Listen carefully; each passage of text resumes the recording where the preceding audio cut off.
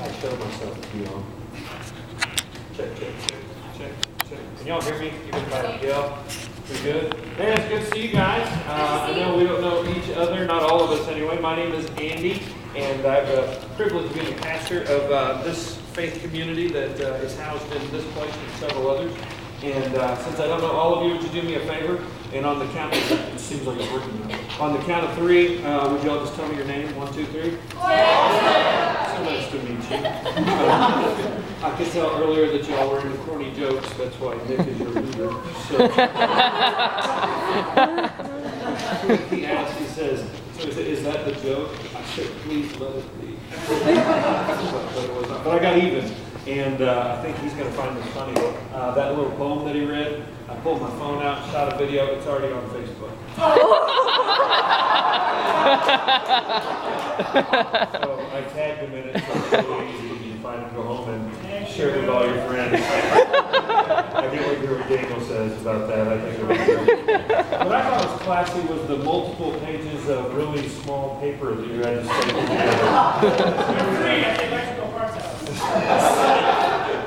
It was something classy like that. I thought that was great. Now, it was very cute as I put on Facebook.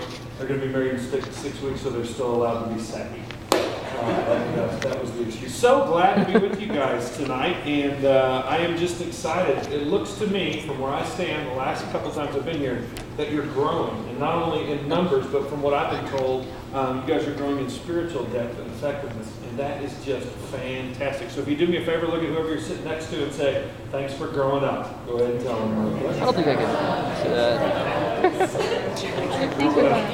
Thanks for growing up. Guys, as we grow up, one of the most difficult things about being a human being, having relationships, working at a job, being in a ministry, one of the most difficult things in the world is dealing with conflict. Would y'all agree with that? Yes. Say conflict. So I started thinking about some things that we could talk about out of my, I'm going back to a Bible study that I was going through as I'm reading through the Bible in a year, and took some notes. There's something that's been on my heart about conflict. Before I was in ministry, I actually have a couple of degrees in journalism and communication, and my master's in communication was all on dealing with conflict management and semantics and all that. And you'd be amazed how much you actually use that in church work, and dealing with conflict and so many of those things. But it doesn't matter how many skill sets you have. Tell me if this isn't true for you. You can have somebody come on you or come around you and just numerous people give you 10 or 12, 15 accolades, something positive. That'd be great, that'd be good, that was so awesome. And then one yahoo, just one person, comes up and says something moderately, not even negative, just not positive. What do you dwell on for the next week? That one thing. 100 people may come to you and said all this good stuff, but the one person comes to you and says, yeah, man, on Easter, in our church, we had such a fantastic Easter weekend. We really prayed about it. We prepped for it. We had our folks invited, and we broke every record in the church. The amount of people that were here, the amount of guests that came, the amount of offering that we received, every number that we had, we broke every number. And the preaching, sometimes, I don't know, this is a little bit of insight in the preacher world. On Christmas and Easter, it's like game face. Sit in front of me, go, baby, go. Get ready, because you got to be on your A game on Christmas and Easter. And usually, because you're trying to do that, it makes it all about you. You take the focus off Jesus and you crash. Yeah, it's just horrible. But this particular Easter, man, it was great. God was with it. I just feel really good about it.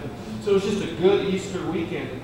After it was all over, people hugging your neck, and saying, man, I'm so glad you're part of this church. People you've never met before, I'm coming back. They lie, but they're CEOs. They come at Christmas, Easter, open. And you talk to all these different people, and it was a great, great weekend until one guy, one yahoo, came up to me and said, I don't really like how you handle that story. There's one story and there's one message and there's one service I want to do. And he said that. On top of all that, I'm related to him. He's my brother. And I don't mean my spiritual brother. I mean he's my brother. And so it ticked me off. Nobody tick you off as fast as your family. All God's people said. Amen. After all that good and positive stuff for the next week, I just dwelled on the negative. I have all the skill sets that it takes, even as a secular communication professional, to get past it, but I didn't. I'm a pastor with the Word of God in my heart and the grace and mercy of 1 Corinthians, which says, keep no record of wrongs. And all I wanted to do was punch him in his face in the name of Jesus. conflict is rough. All God's people say. Amen. And so for you to be mature, for you to be leaders, for you to make impact, for you to just survive, there are some principles of dealing with conflict that go beyond what Anthony Robbins in his Memory Power seminar can give you, that go beyond things that you can learn in your interpersonal communication class. Is that dust bother anybody else? I can see it. Probably you, but it's all crazy now. There are some things that only God can give us that are going to fly in the face of modern wisdom that we have to get a hold of, that are going to help us live in a world of conflict. As long as there's sin and as long as there are people, you're going to have conflict. And because of that, let's see what the Bible says about how to deal with this. I want to pray for us, and then let's jump in. Let's pray. Dear Heavenly Father, thank you so much for today. And I pray that all of my brothers and sisters who are gathered here, that we would be able to get from your word what it is that you want to say to us. Let Andy diminish and only you be on the rise. May your word increase. And God, we are so thankful for what you've given in your Son Jesus. May it make a difference in us so that we don't live the broken, busted, just useless lives that we could be living. Let's live a life full of wonder and potential and passion and sacrifice. And may we learn how to deal with even difficult people and conflict situations like you would have us live. For it's in Christ's name we pray. And all God's people said, Amen. All right, let's do this. I'm going to take you to an Old Testament story in 2 Samuel. I feel really good because by the way, there's another preacher, and you probably don't care, but I'm saying anyway. Preachers get in a lot of trouble because it's easy to preach out of the New Testament, sometimes a little tough to preach out of the Old Testament because the books are difficult. People see there's a God, who commands, Israel go slaughter everybody. How do you reconcile that with the God of love? Well, it takes a lot of work. It's kind of tough. Last 3 sermons I've preached have been out of Joel, Psalms, and 2 Samuel. I am the man. Sorry, I was just playing. Didn't want you to... Never mind. In 2 Samuel, here's what's going on. David is king. If you know the story, King David. But he has some messed up kiddos. And some of them, there's everything going on from incest to rape to murder in the household. His life was a Jerry Springer episode waiting to happen. And as this is going on in his life, one of his kiddos has actually done a slaughterhouse meeting on one of his other kiddos, and he's taken power, and David's on the run because he started this whole negative campaign. And so where we pick up this story is David is not on the throne. His son Absalom is actually in political control for a short period of time, and David's just trying to survive, running around with his legion of bodyguards. So he's already having a bad day. Does that make sense? Because you never get in conflict when things are great. It's always trouble upon trouble. When it rains, it pours. And so he has conflict now in this situation. I'm going to read you part of the passage bit by bit, and then we're going to talk about how to deal with conflict. So here's where we begin. As King David approached Baharim, a man of the same clan as Saul's family came out from there. His name was Shimei. From this point forward, it's too hard to use that many syllables. We're going to call him Shemi. His name was Shemi, son of Gera, and he cursed as he came out. He pelted David and all the king's officials with stones. Dude's taking his life in his own hands, right? He comes out, he's cursing, he's throwing rocks at David and the army around him.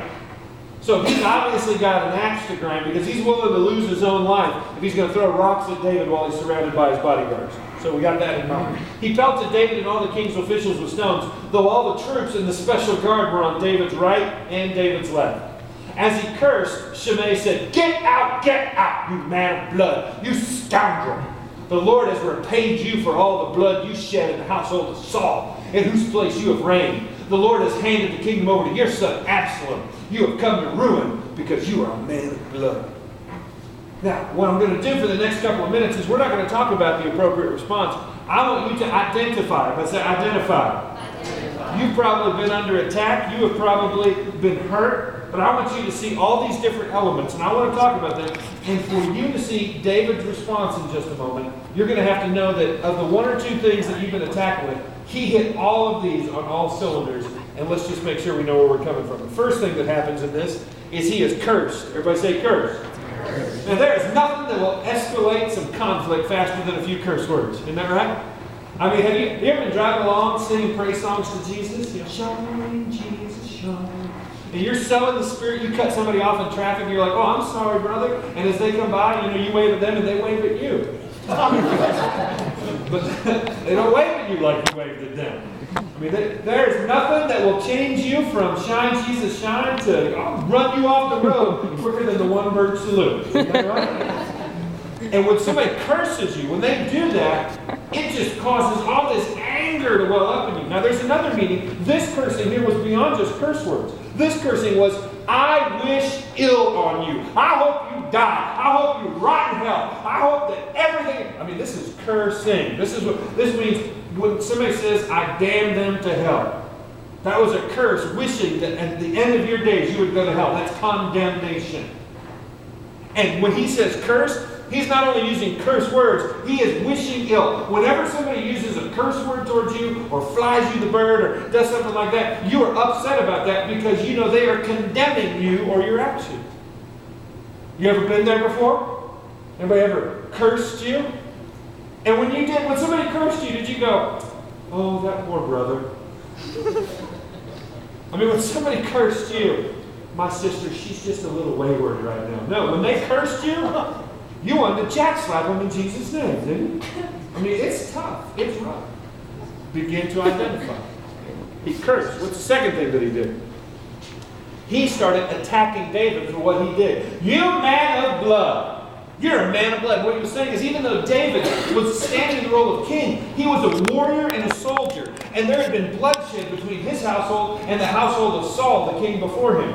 And what he does is he says, what you do is wrong. It is unethical. You are a man of blood and you shouldn't even be king. Now I'm going to talk to the guys for a moment here. This applies to everybody, but specifically the guys. It is really hard to not, as people always say, take it personal. Don't take it personal.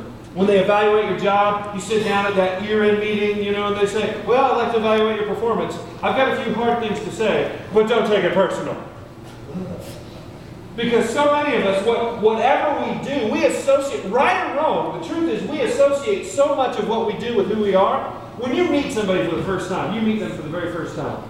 You shake their hands, what's your name? That's usually the first thing. And then do you peer deeply into their soul to wonder what their psyche is all about? Do you care for them? Do you open your heart up to them? No. You know what the very next thing is you always want to know about somebody? What do you do? What do you do? You go to school? You got a job? You married? Want to be? You want to know what they do. We associate what we do with who we are. And he comes out and attacks the role that David has played his whole life. That hurts, doesn't it? Somebody came to you and evaluate, don't take it personal. Don't take it personal. Somebody comes up to me, like I said at Easter, and that one thing, says one thing bad about the message. I'm like, I don't agree. And you just get all hurt and kicked in on the inside. It's a reality. I just want you to identify. What's the third thing that happened? He not only attacked who he was, or what he did, but he attacked who he was. He said, you scoundrel. Everybody say scoundrel. Scoundrel. The reason the English language uses it, am I supposed to stay in one spot? I'm sorry. Okay. The reason that the English language word scoundrel is used is because we didn't have a word for what he actually called him. In the Hebrew, that word scoundrel is made up of two words. The first word is the word for man, but not Adam, not like the original man, not like a nice word for man. It was the word that was always used to show a difference between God and man, to show that you were lesser. It was such a lesser connotation that it was used to describe male animals. He said, you're that kind of man. You're a base animal kind of man, you man of blood. And then the other word combined with it that we get scoundrel from, it was a man like an animal man, and the other half was worthless. He literally threw rocks at the king, stood on top of a hill and said, you're a worthless half man. Does that sound offensive to anybody else? And what he's doing is he is attacking not only him, saying, I wish you ill. He's not only saying, I don't like what you do. He's saying, I don't even like who you are. You are a worthless half man. Guys, this is pretty serious stuff, isn't it? Identifying a little bit in one of these fights, one of these scraps, one of these conflicts. Here's the fourth thing. He brings up his past. And in the past, you had a problem with my granddaddy, and he starts bringing up all the stuff with Saul. And don't you just hate it when you're trying to live in the moment and pursue the future, and you got some deadweight anchor who's always wanting to bring up, yeah, but you were an idiot 10, 15 years ago. bringing up your past. You know what the Bible says? Here's what the Bible says. True love keeps no record of wrongs. But when you get in conflict, here's what happens. I've counseled a lot of married couples. And you two listen to this, because it's coming up. I've counseled a lot of married couples, and here's what they do. Well, I know this. They sit down and she's fuming. He did this, did that, but I've forgiven him for it. Really?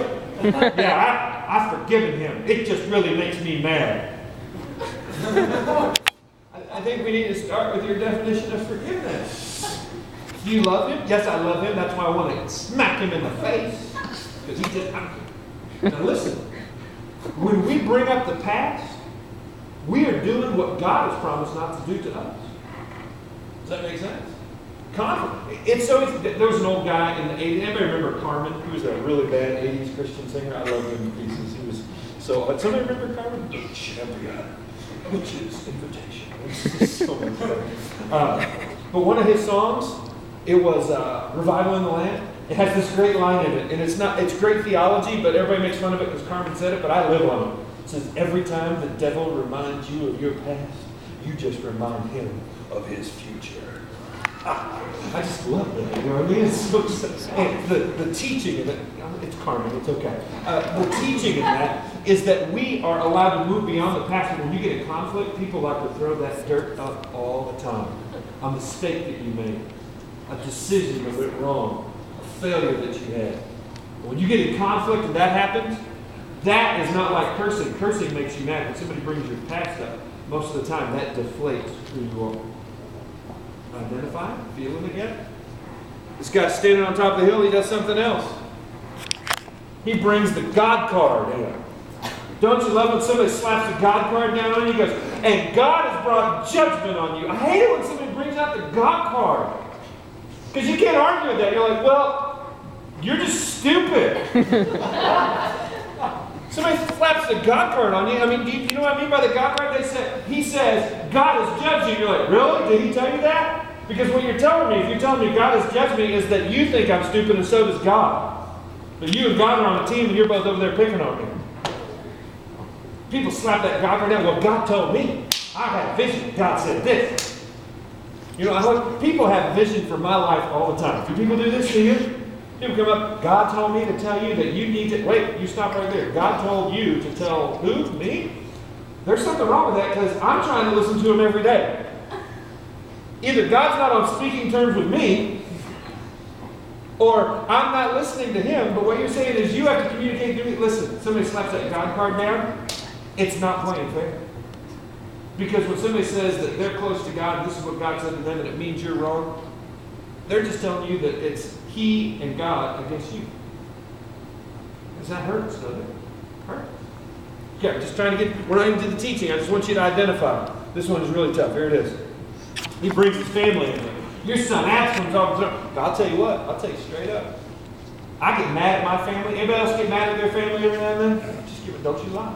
You get mad at your family every now and then, and you can sit, I can stand up here and I can tell you, you're like, oh, let's go back. My brother, commenting on the message. I'll be like, you just can't believe it. I'm just mad about all this. And if one of you came up to me and said, man, your brother sounds like a moron. Excuse me, you want me to beat you down? Because I can talk bad about my brother, but you can't talk bad about my brother.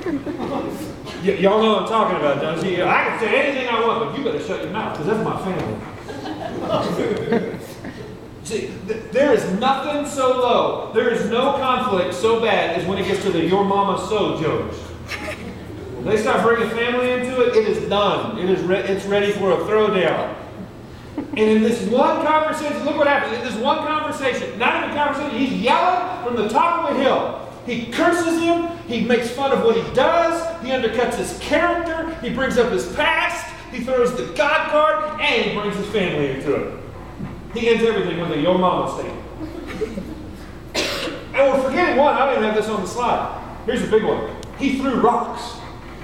Everybody say throw rocks. Throw rocks. It's not a metaphor. He threw rocks. He stood up on top, grabbed a big nugget or whatever, and hurled it at him. Conflict is bad when physical violence comes into play. Violence never solves. What's that? Violence never solves. Doesn't solve anything unless you kill him. And there's a rule about that. We're not supposed to do that. Call it a law, right?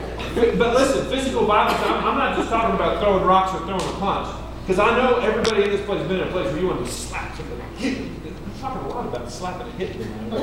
Been in that place, but throwing rocks can get a little bit more refined than that. You can key somebody's car. You can undermine their work. You can do almost anything physical that comes out of a cursing mentality, wishing them ill. That's painful. Now we haven't learned a thing here except that David really had a bad day. All God's people say. I mean, in one instance, this guy comes out. He's already running from the sun. The things are in upheaval. He's lost somebody due to murder. And this guy comes out and does all this stuff. If you can identify with one or more of those attacks, if you have ever been in this place where one or more of those things, you go, I've been there. I know what that's like. Just understand, before you hear David's response, one guy did all this to him, and he was king. It wasn't even like they were peers. It was one of his subjects who leveled all these charges against him. Now, even before we get to David, there's one other thing we got to do. What happened? Then Abishai, this is one of the bodyguards, then Abishai, son of Zeruiah, said to the king, why should this dead dog curse my lord the king? Let me go over and cut off his head. That's a friend, isn't it, right there? I mean, he's kicking dirt down and throwing rocks, and this bodyguard goes, you just say the word, I'll climb up that hill, I'll wrestle him, I'll pull his head off. This is, Shammy here better be glad that David was in this spot, and it wasn't me, because I'd be like, get him. You don't know what I mean? Most of us would be, somebody throwing rocks, saying all that stuff, but oh, you did not, no. And your bodyguard says, I'll kill him for you, I'll bring his head back, do it, but bring it back in pieces. I want it on 3 different plates, bring it over here. But here's the issue. When you get in conflict, you've got to be prepared for your friends, families, and allies' response. Because even though they love you, sometimes they don't give you the support you need. When you get in conflict, you've got to be careful because the people that care about you, often because they care about you, send you in the wrong direction because they care about you more than they care about the we or the us that's in conflict. Here's what I see in this passage. First of all, his friends, his bodyguards said, it's time to fight back. That was his first response. What in the world is that dead dog? He calls him a dead dog, meaning you throw a rock at a king, you might as well be dead. Just lay down and die. Be roadkill right there. Because we're going to come up that hill, we're going to mince you into meat. You understand? Dead dog. And he says immediately, fight back. Is your first response when someone attacks you to fight back? I mean, let's be honest. I've been following Jesus for well over 25 years. I hope that my character and my demeanor are more like Christ than they were 25 years ago. But if you go up to me and do this, I'm going to do this. That's my reflex. I mean, that's just, I want to be different, but... and then I'll apologize. I mean, the natural response is to fight back. And his friends said, let's fight back. Don't stand here and take this. Let's do something. Here's the second problem. Your friends and family and allies will want to do this. They'll want to hit harder. I mean, let's be honest. Is this really an appropriate response? He throws rocks, we cut his head off. Is that an appropriate response? I don't think so. And he goes, and that's the problem. You ever heard that expression? Well, it's just tit for tat. It's just tit for tat. You know, they did that to me. I'm going to do that to them. It's 1-to-1, eye for an eye, tooth for a tooth. Well, the problem is, I've never seen it go that way. Somebody hits you, you punch them. Then they kick you, then you knee them. Then they run over you with the car, then you shoot them. The nature of conflict is that it escalates. It escalates. And your friends, the natural order, because they love you, your family, the natural order, because they love you, is not to give you good biblical wisdom. You have to be careful. You have to protect yourself. Because their first instinct is fight back, and then let's hit them harder than they hit you. And finally, the last thing you see, what he says in this passage is kind of an inference. He says, I'll be with you. I'm yours. In other words, it's us against them. You have to be very careful. Everybody say very careful. You have to be very careful when you go down this road. I picked on the guys earlier because guys have trouble separating what they do from who they are. We'll pick on the ladies now for just a moment. Ladies love to run in packs when they're hurt. You're laughing because it's true, amen? I mean, y'all get together. As soon as one lady gets hurt, they all come together like 75 amoeba. And they put the hurt one in the middle. And if a man hurt them, then any man who gets in the way will be crucified. It's true. The ladies just, they gather. I don't know how many times I have seen, and I've seen it with my own eyes. I just want you to envision it. You go to Applebee's, there's a table, high top table, 6 or 7. Oh, did I get you? I got somebody on the front row. They've been there. There's a high top table with 6 or 7 ladies, and one lady, she's at the center of all the attention. She's dancing with the little hanky right there. And she, her man just either treated her wrong. Maybe she's married. They're talking about divorce, and all her ladies are looking at her, and they're all going, "Oh, honey, you've got to stop this. No, don't let him." And they're all echoing one by one. "We got your back. No, I know that man has never deserved you. Oh, I'll get him fired. I know that. And you just send me over there. I'll tell him, and the last one speaks, I'll cut his head off."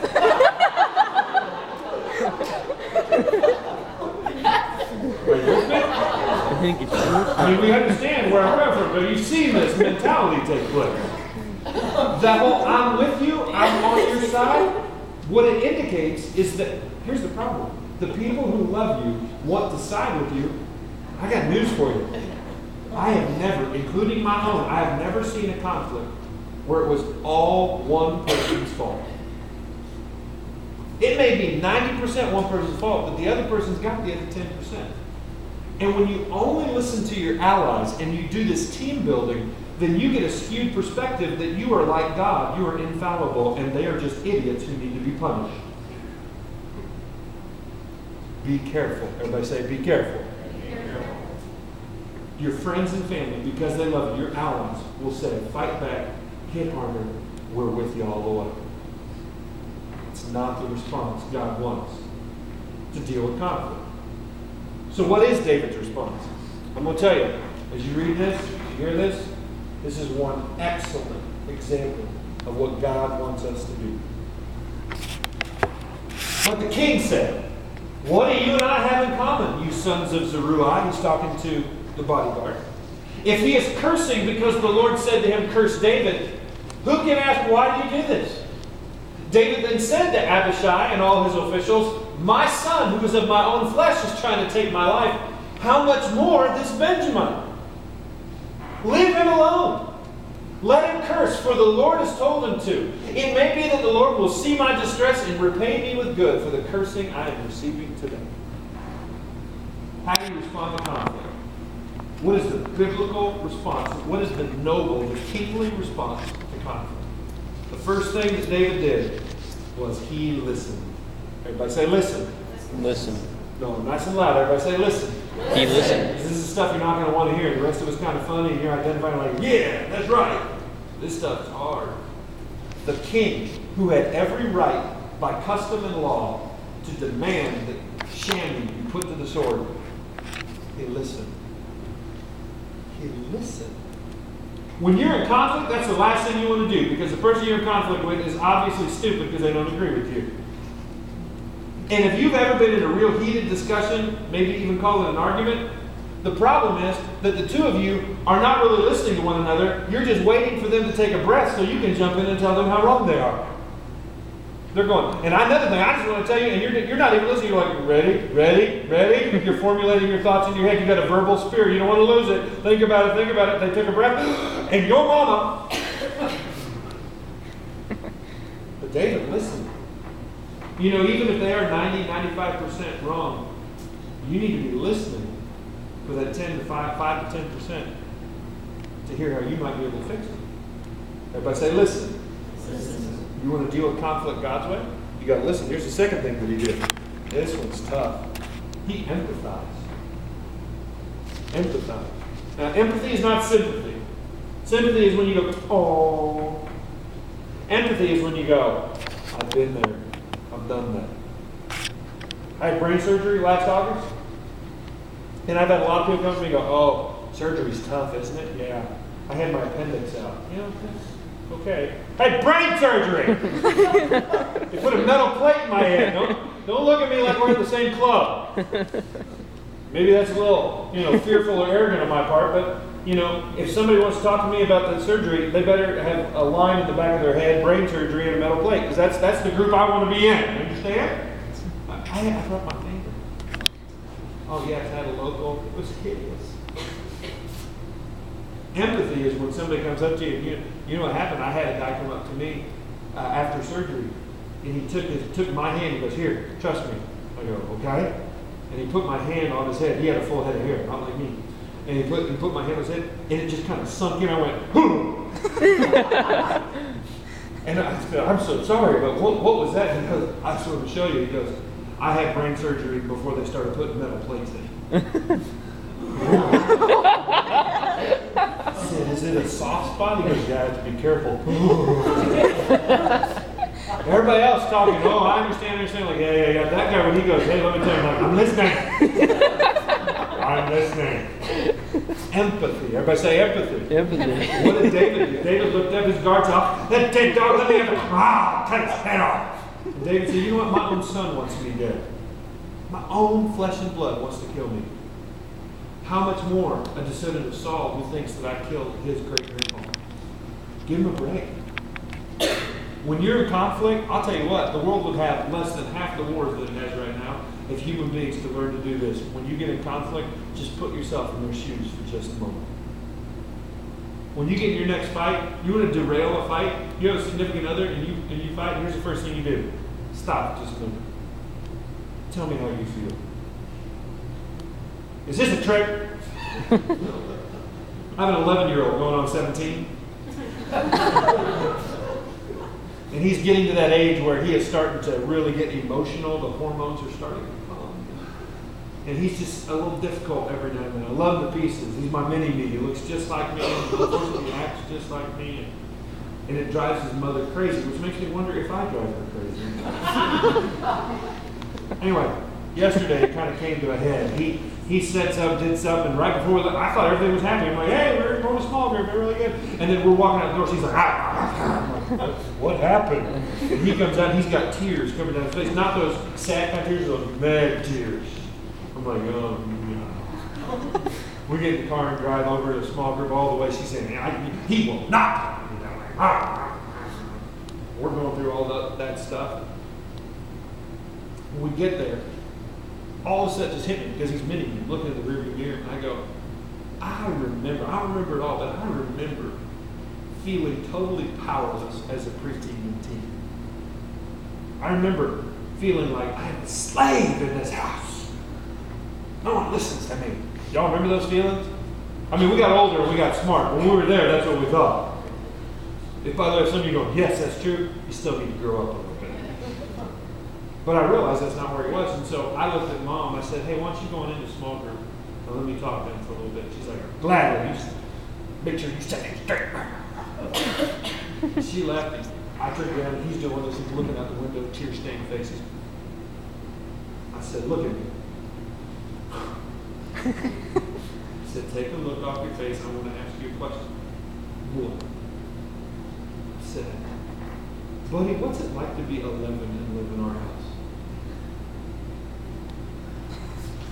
I said, "What?" I said, "I don't know." So what is it like to be in our house and be 11 years old? Because what do you want me to say? I go, "I don't want you to say anything. I want you to tell me what it's like to be 11 and be in our house." And that hard exterior crack, I just get really upset. I go, "I'm trying to, you guys yell all the time." I go, "But we don't beat you." "Yeah, you yell."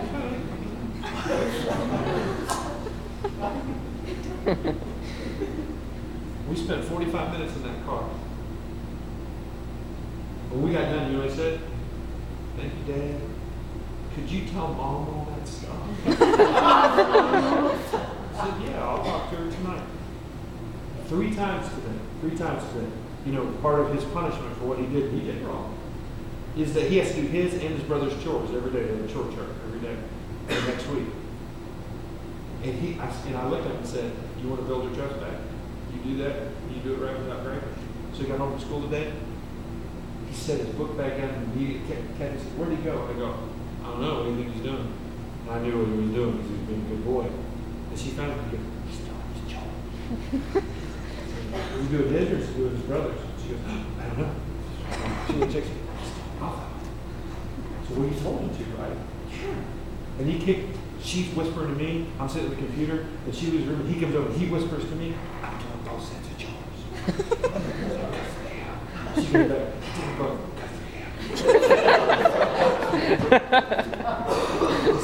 I'm trying to earn her trust back. Is it working? It's going to take a couple days. You know where all that came from? All that came from one moment in the midst of conflict, of crying and tears and anger and hurt and confusion, of saying, how do you feel? How do you feel?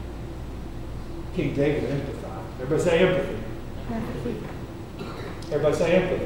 Empathy. Third thing, so it's tough, I'm going to lose most of you. He admitted it. He said, God may have told him to do this. I may be wrong. He just laid it out there. He goes, I may be king, but kings can be wrong too. By the way, this is huge.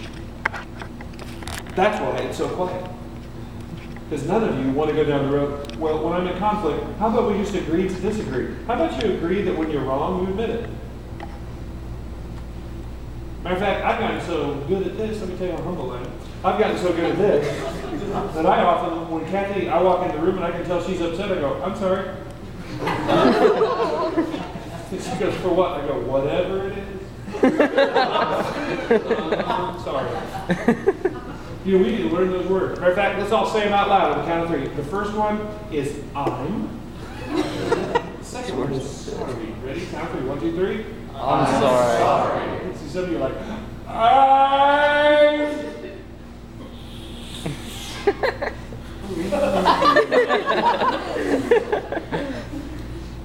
Might be wrong. It's so hard to say. We need to admit. Everybody say admit. Admit. There's a way to diffuse the situation by admitting when you're wrong. Even admitting just the possibility that you might be wrong is headway for someone.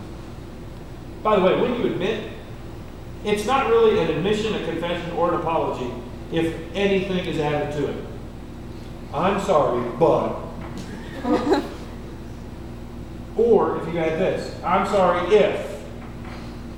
I'm sorry, but that's just the way I was raised. That's not an apology. That's a statement. I'm sorry if you were offended. That's not an apology. That's telling the other person they're too sensitive. I'm sorry ends with a period. I'm sorry. A period, not an exclamation point. I'm sorry! I'm sorry. We need to learn to admit. Godly people responding to conflict in a godly way will listen, empathize, and admit when they're wrong.